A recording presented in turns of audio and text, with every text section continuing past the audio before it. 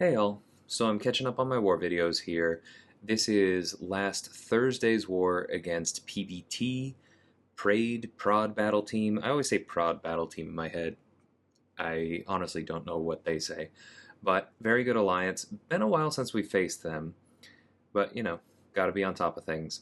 So starting off with this Annihilus on Path 3 in Section 1, we know that this has Hurt Locker, but otherwise fairly vanilla Annihilus. Like there's Mystic Ward, but we're following a similar strategy that we already have this season that I've shown you, where I'm just using House of X for Annihilus. So I'm putting on the pre-fight so that our stuns are passive and not debuffs, and therefore cannot be purified by his obliterating strikes, and we'll be good to go. I am going to throw the special one here because the armor break counts as a pseudo nullify and will remove his cosmic control rod, and that will make things a little bit easier, but there's really not a whole lot to this. I parry heavy a few times at the beginning to get those long prowess, but I'm just waiting out his armor timers from the global. I probably could have punished that one, but I think in the moment I wasn't entirely sure that I would get there after it, and I didn't want to risk it. So similar there, I'm playing very carefully around the armors, but that's really all there is to this node. So I do get tagged there, unfortunately. I I've never been amazing at evading his special one, as just it's a problem I have. So right there, notice that the unstoppable in his kit does not normally make him stun immune, but here it does. So even though we have the pre-fight for the passive stuns, while he's unstoppable, those don't work. And then I just let the degens do what they do, and we can move on. This is my only fight with House of X, so taking a hit is embarrassing, but doesn't have any real impacts beyond that. And I now have that pre-fight back for free, so it doesn't really count against my total. Moving on, I put on these tech boosts, and I'm going to take a rank 4 Kitty Pryde on Mixmaster here. At this point, my Nimrod is still, I think, only SIG 140, and as you can tell, rank 3, but I just feel like I've been getting more and more comfortable with him, and the key to that, as simple as it sounds, is just look for places to parry, even against champions like Kitty that normally punish you for parrying. So at first we just need to wait this out and switch over into Blitz Protocol. I'm only doing medium light combos because of Mixmaster. I'm not parrying her because I'm not controlling her prowess yet, and now we're good to go. So I go ahead and throw this. I send us into Eradicate. I get the very strong Energize, the strong energy vulnerability. I can safely hit her block. Now I can parry heavy. But more importantly, just in general, I can parry, because each one is going to give me 2 armor ups, 2 protocol charges. I'm going to stay in Eradicate more easily. These armor ups are building my attack, and that allows me to throw this with 12 armor ups. And again, this is only a rank 3 Nimrod. Down she goes. A single special 2 after the special 1, perfectly in control. You wait out the beginning, you just let yourself go into Blitz, and then the fight is yours from there. So moving on after this Maw, we're taking our Section 2 fights on Path 6. These are the ones that make Prowess more dangerous, so Nimrod's often good for at least one of them.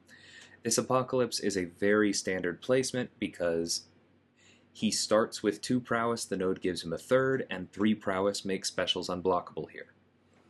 So you just want to completely avoid that by immediately switching into Blitz, which will remove one of his prowesses, and then his specials don't even hit that hard through block, and this just becomes a really simple fight.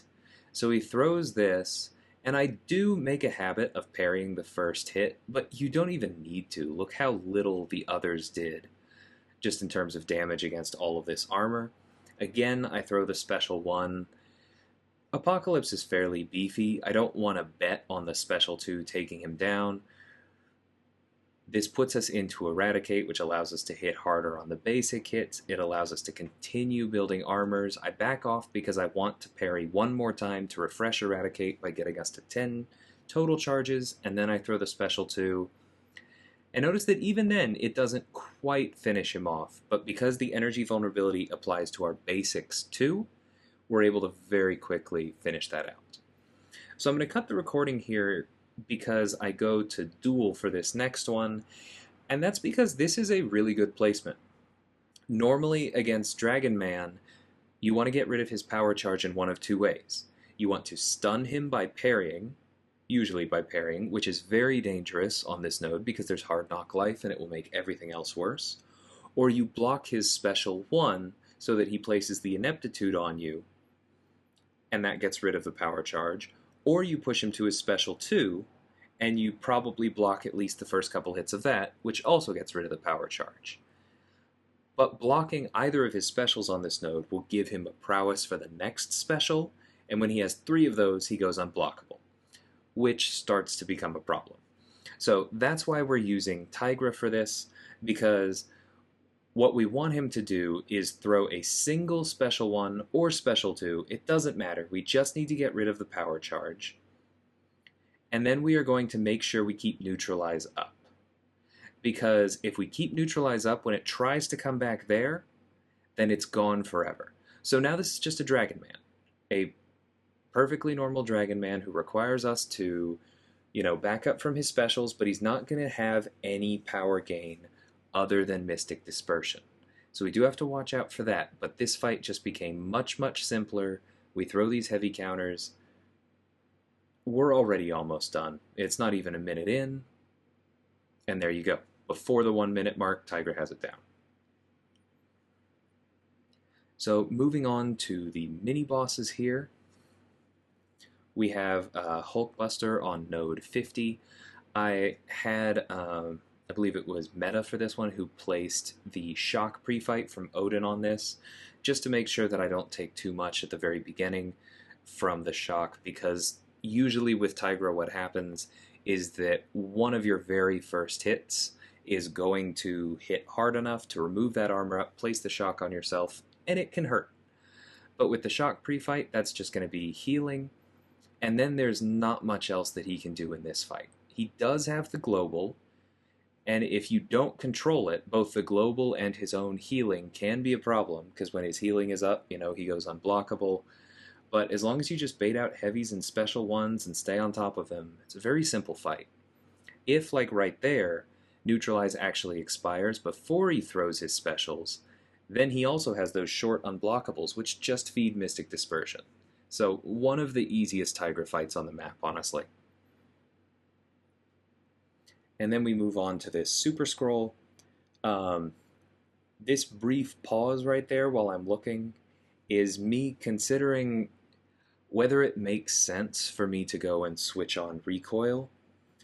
But I've done this fight several times with recoil, and every single time I have come away saying, I really didn't need it for that. And so ultimately I decide to go ahead, heal all the way up because it is still hazard shift, take advantage of the fact that I still have the advanced power boost, and I just go for it.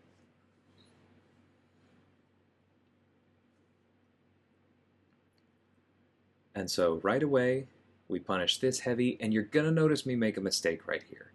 Because I knew that because he had finished that, that last combo, because he'd thrown the second medium, I knew he was too close. I knew that was going to hit. I should have backed up. And so because of that, we don't have quite enough ruptures on him when we throw this, or it would have killed him. The first special 2, even without recoil masteries, will finish him off if you can land 3 heavies, but I made that mistake. I didn't adapt to his AI being a little bit weird. That happened, and so I had to finish it off with a special 1. But that's why everything else was boosted appropriately. That's why I had the Mystic Power Back boosts. I was keeping an eye on the Falter, making sure I threw the special before that came up. That was completely under control, but it can be better for next time. So I definitely consider that safe if you have a high enough Sig Tigra that you can afford him hitting into your block a couple times. So before moving on to the results, I just want to rewind a little bit back to that rank 4 Kitty Pryde fight. That fight is one of the big reasons why, for those of you who have already watched my Act 7 rewards opening, that's why I did not take Nimrod to rank 4. Because if you watch a fight like that, it's just hard for me to believe that he needs it.